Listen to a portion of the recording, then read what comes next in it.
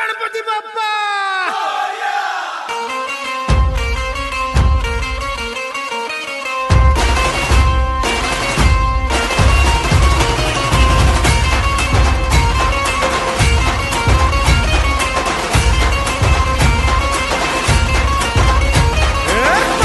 नमन करुणी वंदन इडा मांडून इडा देवाला इडा गावाला इडा पाटलाला इडा मंडळीला आम्ही सांगतो नमन तुम्ही ऐका हो गुणीजन